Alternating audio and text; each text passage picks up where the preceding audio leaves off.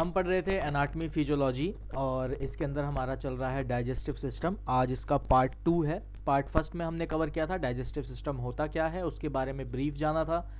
Digestive organ क्या होते हैं, कैसे कैसे ऑर्गन काम करते हैं, कितने ऑर्गन्स हैं डाइजेस्टिव सिस्टम के अंदर, कुछ उसके ब्रीफ और डिटेल भी समझे थे कि ऑर्गन सिस्टम कैसे काम करता है, डाइजेशन का क्या प्रोसेस है।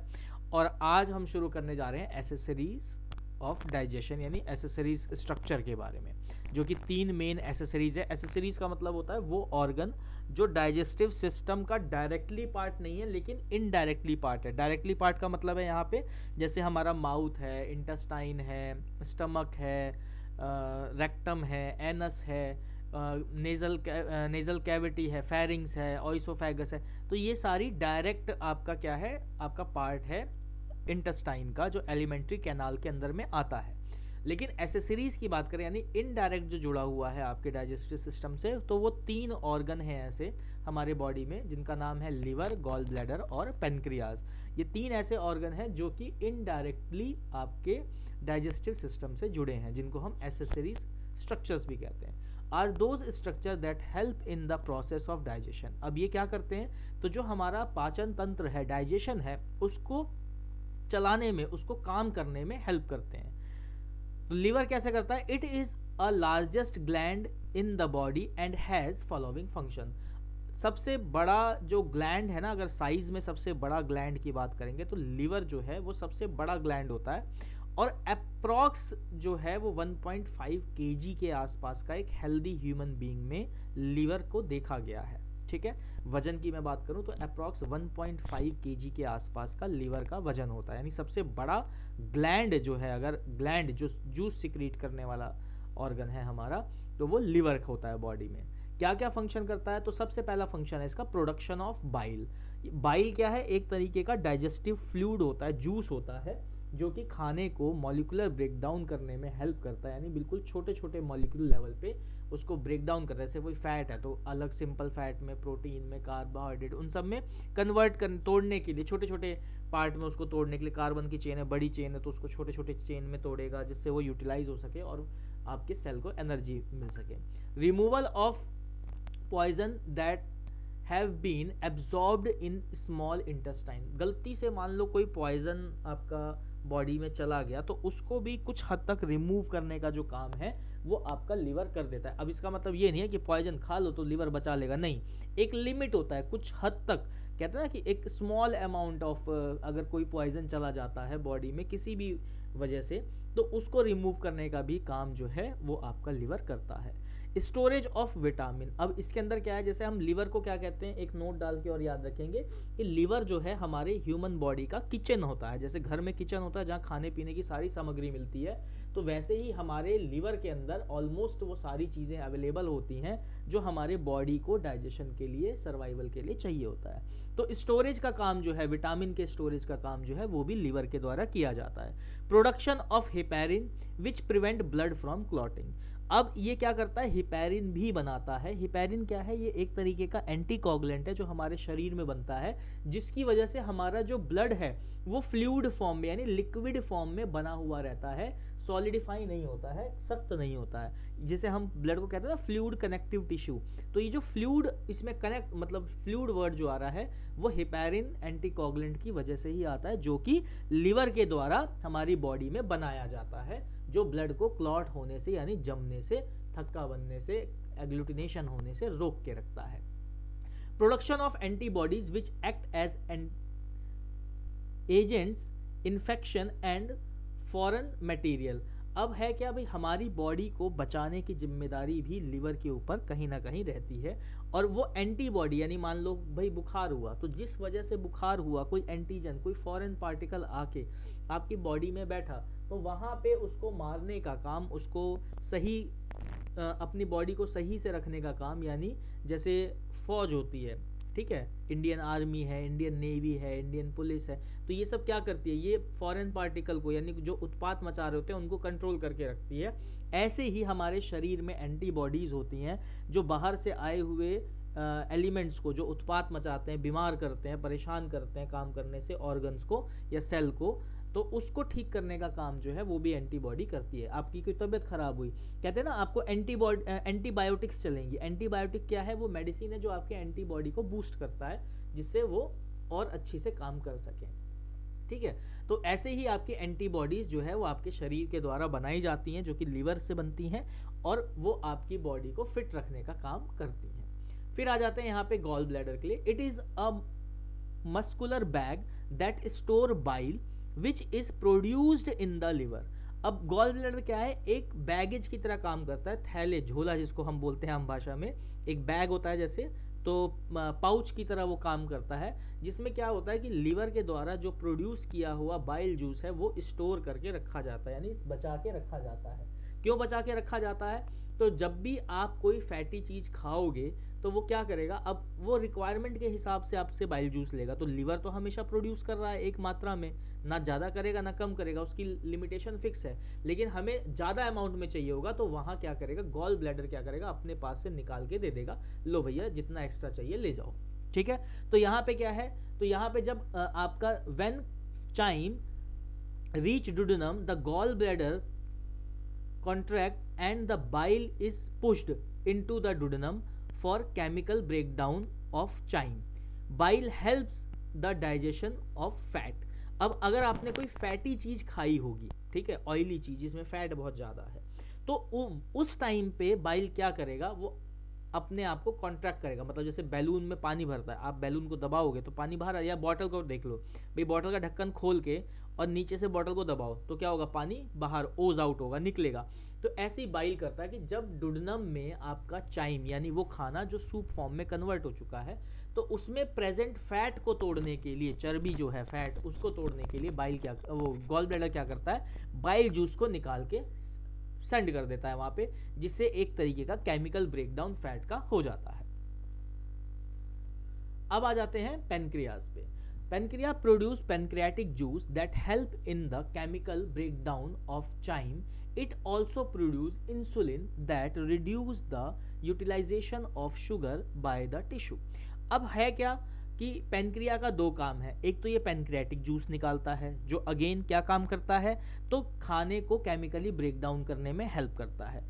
उसके साथ साथ में ये इंसुलिन भी बनाता है। अब इंसुलिन क्या है, तो जो आपके बॉडी में ग्लूकोज लेवल है उसको बैलेंस करने के लिए एक नेचुरल इंसुलिन हमारी बॉडी में पेनक्रिया के द्वारा सिक्रीट किया जाता है, और ये इंसुलिन ही हमारे शुगर लेवल को, ग्लूकोज लेवल को हमारी बॉडी में मेंटेन करके रखता है, जिससे जो हमारे टिश्यू हैं उसके पास प्रॉपर अमाउंट में एनर्जी जा सके, यानी शुगर का ब्रेकडाउन हो सके। तो ये था आपका थ्योरेटिकल पार्ट तक का। अब आ जाते हैं डायग्राम पे और समझते हैं कि डायग्राम में जो आपका डाइजेस्टिव सिस्टम है वो किस तरीके से दिखाई देता है और कैसे वर्क करता है। अब आ जाते हैं डाइजेस्टिव पार्ट्स के बारे में। सबसे पहले पैलेट। आपका जो पैलेट एरिया है, यानी ऊपर जो माउथ के अंदर आपका ऊपर का पार्ट होता है, जिसे हम तल्ला भी बोलते हैं, कई लोग इंटरनल माउथ का एरिया है पैलेट, जहाँ पे आपका नेजल कैविटी और ओरल कैविटी का एक डिवाइडेशन है। पैलेट समझ में आ रहा है कहाँ पे लोकेटेड है? जहाँ आपकी टंग है जस्ट उसके ऊपर वाला जो कवरिंग है जिससे आपका नेजल कैविटी और ओरल कैविटी सेपरेट रहता है, वो पैलेट का एरिया हो गया। बीच में आपका ओरल कैविटी का एरिया है। ओरल कैविटी मतलब जहाँ से आप खाना वगैरह खाते हैं। यहीं पे टंग है, उसी में टीथ भी रहता है साथ में। फिर आपका फेरिंग्स का एरिया हो गया।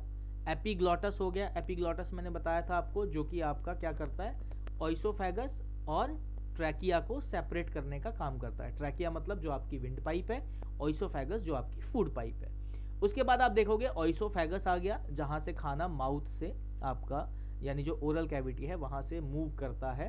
किसकी फॉर्म में? तो बोलस फॉर्म में वो मूव करता है। किसकी हेल्प से मूव करता है? तो आपका ऑइसोफेगस में होने वाली रिथमिक मूवमेंट की हेल्प से वो नीचे स्टमक में जाता है। तभी आप चाहे लेट के खाना खाओ, चाहे बैठ के खाना खाओ, चाहे उल्टा लटक के खाना खाओ, खाना जो है वो मुंह से बाहर नहीं गिरेगा, वो पेट में ही जाएगा। उसका रीज़न यही होता है कि बोलस फॉर्म में जो खाना कन्वर्ट होता है वो आपकी ऑइसोफेगस के रिथमिक मूवमेंट की हेल्प से सीधा पेट में ही जाता है। अब आ जाते हैं कि भाई स्टमक में आ गया खाना। स्टमक में आने के बाद क्या होता है, यहाँ पे अब वो काइम और चाइम में कन्वर्ट होना शुरू होता है। स्टमक के आप देखोगे एक तरफ आपका स्प्लिन है, दूसरी तरफ लिवर और गॉल ब्लैडर है। स्टमक के जस्ट सराउंड में पीछे में ही जहाँ डुडेनम का एरिया है वहाँ पे क्या होता है आपका पेनक्रिया रहता है। अब यहाँ से स्टमक से जब काइम और चाइम में यानी कि वो क्रीमी फॉर्म में कन्वर्ट हो गया तो उसके बाद वो डुडेनम में जाता है खाना। डुडेनम में क्या होता है कि आपका पेनक्रिया से पेनक्रियाटिक जूस, लिवर से लिवर का बाइल जूस और अदर जूसेस आके उसमें मिलते हैं और फिर वो मूव करता है जिजनम में। जिजनम यहाँ से अब स्मॉल इंटेस्टाइन का पार्ट आपका शुरू हो चुका है। जिजनम के बाद आगे बढ़ता है आपका इलियम के पास में। इलियम के पास में जाता है, फिर वहाँ पे आप अपेंडिक्स देखेंगे। अपेंडिक्स क्या है, वो एक पहले ऑर्गन बहुत इंपॉर्टेंट हुआ करता था ह्यूमन बॉडी में जब हम लोग कच्चा मांस खाते थे या कोई कच्ची चीज़ें ज़्यादा खाते थे। तो ये अपेंडिक्स जो है एक जूस रिलीज करता था जहाँ पे उस मांस का डाइजेशन हो सके, वो उसमें एब्जॉर्प्शन हो सके, केमिकल ब्रेकडाउन हो सके। लेकिन अब जो है वो धीरे धीरे इनएक्टिव होता जा रहा है हमारी बॉडी में। फिर आपका क्रेमम है, फिर असेंडिंग कोलोन है, ट्रांसवर्स कोलोन है, डिसेंडिंग कोलोन है, सिग्मोइड कोलोन है और रेक्टम एनस, एनल कैनाल और एनस। अब ये आपका जो पार्ट है जो कि कोलोन वाला पार्ट है, ये लार्ज इंटेस्टाइन का पार्ट हो गया। अपेंडिक्स जो है ये जॉइंट के पास आपका इलियम और क्रैनियम के बीच में रहता है, ठीक है। स्मॉल इंटेस्टाइन लेंथ में बड़ी होती है, लार्ज इंटेस्टाइन लेंथ में छोटी होती है लेकिन वॉल्यूम में लार्ज होती है, यानी ज़्यादा बड़ी होती है। यहाँ पे जब आता है सिग्मोइड कोलोन के पास जब फूड आता है तो आते आते यहाँ पे सॉलिड फॉर्म में हो चुका होता है। रेक्टम में क्या होता है, वो डिपॉजिट होता है, 4 घंटे 5 घंटे 6 घंटे 8 घंटे खाना डिपॉजिट होता है, कईयों का 24 घंटे के अंदर भी डिपॉजिट होता है। तो जैसे ही उसका एरिया बढ़ता है तो एक आपको प्रेशर फील होता है स्टूल पास करने का। तो जब आप स्टूल पास करते हो तो स्टूल जो है आपका फिशेज जिसे हम बोलते हैं वो आपका एनल कैनाल से होते हुए एनस से बाहर आता है। एनल कैनाल की अगर मैं साइज की बात करूं तो अप्रोक्सीमेटली 3 सेंटीमीटर का आपका एनल कैनाल होता है। एनस जो है वो आपकी आउटर मोस्ट पार्ट है बॉडी का, जो कि आप जहां से स्टूल पास करते हो, इजेक्ट आउट करते हो। तो ये था आपका डायग्राम। उम्मीद करता हूं आपको इतना डायग्राम समझ में आया हो। अब physiology of digestion and absorption के बारे में समझेंगे कि खाना डाइजेस्ट कैसे होता है और एब्जॉर्ब कैसे होता है। यहाँ तक हमने समझ लिया डाइजेस्टिव सिस्टम के पार्ट के बारे में। The food we eat consist of mixture of different amount of carbohydrate, fat, protein, mineral, vitamin and large amount of water. अब हम जो भी खाना खा रहे हैं, कोई सा भी खाना खाते हैं, उसके अंदर क्या होता है, मेजर तौर पे, मोटे मोटे तौर पे उसमें कार्बोहाइड्रेट होता है, उसमें फैट होता है, उसमें प्रोटीन होता है, उसमें विटामिन होता है, उसमें मिनरल्स होता है, उसमें सॉल्ट भी होते हैं, उसमें वाटर होता है। तो बहुत सारी चीज़ें जो हम खा रहे हैं, जैसे हम रोटी सब्जी दाल चावल कुछ भी खा रहे हैं, भाई रोटी खा रहे हो कार्बोहाइड्रेट होगा, उसमें घी लगा हुआ है तो फैट भी हो गया, उसमें नमक डाला है तो सॉल्ट हो गया, उसमें मसाले डले हैं तो इंग्रेडिएंट्स हो गए, पानी डला है तो मिनरल भी आ गया, उसमें दूध ले रहे हो तो कैल्शियम भी आ जाएगा। मतलब खाने में जो जो आइटम जिस चीज़ से बना हुआ है वो सारी चीज़ें आई, तो मिक्सचर ऑफ चीज़ें आती हैं। The food is chewed and masticated to the mouth with the help of tongue. अब होता क्या है, मुंह के अंदर खाने को तोड़ा जाता है, ठीक है। तोड़ना मतलब फिजिकल ब्रेकडाउन की यहाँ बात की जा रही है। तो यहाँ फिजिकल ब्रेकडाउन में क्या होता है कि भाई दांतों के द्वारा उसको क्रश किया जाता है और टंग के द्वारा उसको मिलाया जाता है। जैसे कैसे हम आपने देखा होगा कंस्ट्रक्शन साइट पे कि भाई जो लेबर है वो क्या करती है, सीमेंट लाएगी, बदरपुर लाएगी, फिर उसमें पानी लाएगी, उसको मिलाएगी। या खाना हम खाते हैं तो दाल चावल खा रहे हैं तो पहले दाल चावल लेंगे, फिर उसमें दाल डालेंगे, फिर उसको चम्मच से मिलाएंगे, फिर खाएंगे। तो ऐसे ही हमारा जो हमने खाना खाया उसको हमारा दांत क्या करता है, टीथ जो है उसको तोड़ता है और टंग उसको साथ ही साथ में मिलाना, मिक्सचर का काम करता है। कैसे मिक्सचर का काम करता है टंग? तो help of tongue and teeth it mixed with the saliva secreted by the salivary gland. अब क्या होता है, जो फूड है जो च्यू किया गया, जो तोड़ा गया, क्रश किया गया माउथ में, वो टंग के द्वारा स्लाइवरी ग्लैंड की हेल्प से उसको मिक्स करता है।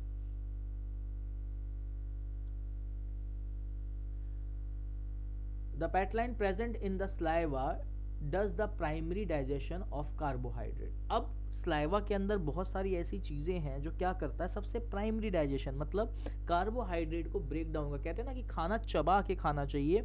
उसका रीज़न क्या है कि जितना ज़्यादा लार, जितना ज़्यादा सलाइवा आपके खाने में मिक्स होगा, उतना ही बढ़िया तरीके से कार्बोहाइड्रेट आपके डाइजेशन में ब्रेक डाउन होगा। यानी सलाइवा बहुत ज़्यादा ज़रूरी है आपके कार्बोहाइड्रेट को ब्रेक डाउन करने के लिए। Thus the food passes from the oesophagus to stomach. और इसी दौरान जब आपका कार्बोहाइड्रेट टूटता है, कैसे टूटता है, प्राइमरी डाइजेशन है जो कि माउथ में ही होना शुरू हो जाता है। मैं ये नहीं कह रहा कि 100% टूट रहा है, स्टार्ट हो जाता है टूटना सलाइवा के प्रेजेंट होते ही। तो वहाँ क्या होता है, ऑइसोफेगस में फिर वो धीरे धीरे खाना मूव करना शुरू करता है। तो ऑइसोफेगस से आपके जो ओरल कैविटी है उससे ऑइसोफेगस की तरफ गया, ऑइसोफेगस क्या करता है, अब उसको स्टमक में भेज रहा है। Here in the stomach it remains for 3.5 hour. तो आपके पेट के अंदर खाना कितनी देर रुक रहा है, तो कम से कम मान के चलो 3-3.5 घंटे जो भी आपने खाया वो खाना आपके पेट में टिका रहेगा, वो उसी में मिक्स होता रहेगा। Movement of the muscle layer of stomach mix the food with the digestive juice secreted by the stomach. अब आपका पेट जो है वो भी कुछ जूस सिक्रीट करता है और खाने को मिलाना शुरू करता है, उसको क्रीम पेस्ट में बनाना शुरू करता है। इसलिए कहा जाता है कि अच्छी से चबा के खाइए कि पहले ही खाना अच्छी से पिसा हुआ रहेगा तो क्रीम पेस्ट में वो आसानी से बनेगा, और जैसे ही वो क्रीम पेस्ट में बनेगा, जब जूसेस के साथ मिलेगा तो वो डाइजेशन की प्रोसेस में अच्छा जाएगा। Hydrochloric acid generated by stomach kills bacteria present in the food. अब मान लो आपने कोई खाना खाया जिसके अंदर कोई बैक्टीरिया प्रेजेंट था, अब उस बैक्टीरिया को मारना जरूरी है, नहीं मरेगा तो बीमार करेगा। तो वो क्या करता है, हमारे पेट में जो HCl है वो बैक्टीरिया को मारने का काम करता है जो खाने के अंदर प्रेजेंट है। लेकिन कई बार क्या होता है, बैक्टीरिया इतना ज़्यादा मात्रा में होता है कि हमें फूड पॉइजनिंग हो जाता है या डायरिया हो जाता है। जैसे एक बैक्टीरिया का नाम है एस्चेरिचिया कोलाई, जिसको हम ई कोलाई भी कहते हैं, जो हाईली कंटेमिनेटेड वाटर या फूड में पाया जाता है और आपका डाइजेशन अनहेल्दी डाइजेशन का कारण भी बनता है। Sorry. The enzyme pepsin present in gastric juice digest protein to peptide. अब हमारा बॉडी के अंदर एंजाइम क्या है, एंजाइम एक तरीके का वो केमिकल है जो क्या करता है, बॉन्डिंग एनर्जी को स्ट्रॉन्ग करता है और ब्रेक डाउन करने में हेल्प करता है। तो गैस्ट्रिक जूस में एक प्रोटीन को ब्रेक डाउन करने के लिए आपका एंजाइम पेप्सिन एंजाइम जो है वो रिस्पॉन्सिबल है। In 24 hour 1 litre of gastric juice is secreted. 24 घंटे में टोटल अगर हम बात करें तो कितना गैस्ट्रिक जूस आ जाता है, तो 24 घंटे में 1 लीटर गैस्ट्रिक जूस जो है हमारे शरीर के द्वारा बनाया जाता है। After about 3.5 hour the pyloric end of stomach open and the chyme formed in the stomach passes into duodenum। अब 3-3.5 घंटे तक, जब तक वो पूरा अच्छा क्रीम नहीं बनता खाना, तब तक वो पेट में रहता है और जूसेस के साथ मिलता रहता है। जैसे ही 3-3.5 घंटे पूरे होते हैं वो खाना आगे डुडेनम में पास किया जाता है। ठीक है, वो ऐसे पास करता है, इसको ऐसे समझ लो किस तरीके का रिंग होता है। तो बैलून में पानी भरा और आप उसके मुंह को बांध दो, तो जब मुंह को बांधोगे तो उसमें आपको एंगुलर रिंग जैसा दिखाई देगा। तो वो जैसे ही आप उसको बैलून के मुंह को खोलोगे पानी बाहर आएगा। तो ऐसे ही क्या आता है, स्टमक है, स्टमक में खाना भर गया, वो फूल गया, अब वो रिंग टाइट रहती है। ठीक है, जो आपका पॉलरिक एंड है वो क्या करेगा, वो टाइट रहेगा, पाइलोरिक एंड। अब वो थोड़ा सा खुलेगा, खाना डुडेनम में जाएगा, फिर बंद हो जाएगा, फिर थोड़ा सा खुलेगा, फिर खाना डुडेनम में जाएगा, फिर बंद हो जाएगा। इस तरीके से ये 3-3.5 मतलब जब खाना खाया उसके 3-3.5 घंटे बाद इसकी ओपनिंग और क्लोजिंग होती है। The first part of the small intestine, duodenum क्या है, डुडेनम के पास जाने के बाद पहला पार्ट है आपका स्मॉल इंटेस्टाइन का। Here the bile from liver and pancreatic juice from pancreas is mixed with the chyme. अब यहाँ पे क्या हो रहा है कि दो चीजें मिल रही है, लीवर से बाइल आ रहा है और पेनक्रिया से पेनक्रियाटिक जूस आ रहा है, और ये जाके चाइम में आपका मिल रहा है। चाइम मतलब वो खाना जो क्रीमी फॉर्म में हो चुका है। It then passes into jejunum and ileum by pre-rhythmic movement of the intestine. अब यहाँ पे क्या है, रिथमिक मूवमेंट है, जैसे वेव लाइक मूवमेंट जो होती है, ठीक है, प्रेस्टिक मूवमेंट है, उससे क्या होता है, खाना धीरे धीरे आगे मूव करना शुरू करता है। The muscles, the mucous membrane of small intestine consists of gland which secrete intestinal juice। अब कुछ जूसेस जो है यहाँ पे स्मॉल इंटेस्टाइन के द्वारा भी म्यूकस जो है वो सिक्रीट किया जाता है। म्यूकस क्यों सिक्रीट किया जाता है, उसका कारण है, स्टमक में भी म्यूकस सिक्रीट होता है क्योंकि जो पेट में HCl आ रहा है उससे लेयर जो हमारी इनर लेयर है, चाहे स्टमक की हो चाहे इंटेस्टाइन की हो, वो डैमेज ना हो, तो वहाँ से म्यूकस से कुछ जूसेस वगैरह भी सिक्रीट किए जाते हैं, कुछ एंजाइम भी सिक्रीट किए जाते हैं उसके साथ साथ में। The enzyme in the intestinal juice digest the food by which carbohydrate are converted to glucose। अब यहाँ पे कार्बोहाइड्रेट जैसे ब्रेक डाउन हुआ, जो कि क्या है, स्लाइवा ग्लैंड से ब्रेक डाउन होना शुरू हुआ था, अब वो क्या कन्वर्ट होता है, तो वो ग्लूकोज में कन्वर्ट हो रहा है। The fat to fatty acid and the fat to fatty acid and protein to amino acid. अब ये देखो 3 ब्रेकडाउन याद रखने हैं। कार्बोहाइड्रेट जब कन्वर्ट होता है तो ग्लूकोज में कन्वर्ट होता है, फैट जो है वो फैटी एसिड में कन्वर्ट होता है, प्रोटीन जो है वो अमाइनो एसिड में कन्वर्ट होता है। ये सब धीरे धीरे टूट रहे हैं, छोटे छोटे फॉर्म में जा रहे हैं। The mucous membrane of the small intestine consist villi that absorb these ingredient and thus are transferred to blood capillaries। अब ये जो फैटी एसिड है, ग्लूकोज है, अमाइनो एसिड है, या विटामिन्स हैं, या मिनरल्स हैं, या साल्ट्स हैं, ये सब क्या होता है, विलाइज के द्वारा डायरेक्ट हमारे इंटेस्टाइन में से इसको लिया जाता है, सोखा जाता है, खींचा जाता है और उसको आपके ब्लड स्ट्रीम में कैपिलरीज की हेल्प से, कैपिलरी क्या है, एक तरीके का आपका ब्लड फ्लो का पाइपलाइन है, छोटी छोटी पाइपलाइन है, हेयर लाइक स्ट्रक्चर पाइपलाइन है, वहां पे उसको भेजा जाता है। This metabolite then passes through portal vein to the liver. अब यहां से क्या है, कैपिलरी से ब्लड लिया गया, ठीक है, उसके बाद उसको वेन में भेजा गया जो कि आपके लिवर से जुड़ा हुआ है। In liver amino acid are used for synthesize of protein. अब वो क्या करता है, जो प्रोटीन है उसको बनाने में, उसको तोड़ने में, उसको फिर वापस यूज करने में, वहां पे अमाइनो एसिड काम आता है। Glucose is converted to glycogen and stored in the liver. अब ग्लूकोज क्या है, एक फॉर्म ऑफ एनर्जी है, तो वो क्या होता है, वो ग्लाइकोजन में कन्वर्ट होता है और वो लिवर के द्वारा सचेत के रख लिया जाता है। इसको ऐसे समझ लो कि भाई घर में कोई खाने का आइटम आया तो मम्मी क्या करते हैं, उसको हाफ फ्राई करके फ्रिज में रख देंगी, किचन में रख देंगी, या कोई ऐसा सामान है जिसको कुछ आधा कच्चा पका के रखा जाता है, या कुछ पका के वैसे रख दिया जाता है कि हाँ भाई ठंड का टाइम है, इसको ऐसे रख दो, ये प्रिजर्व हो जाएगा, बचा के रखा जाएगा बाद में यूज़ के लिए।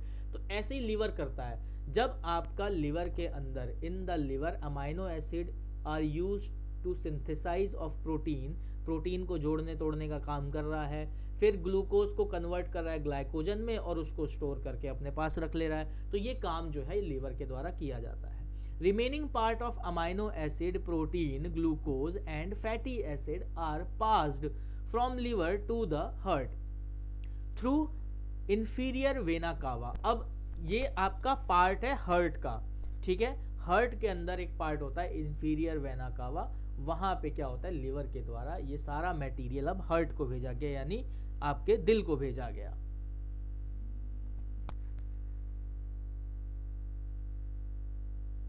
अब आगे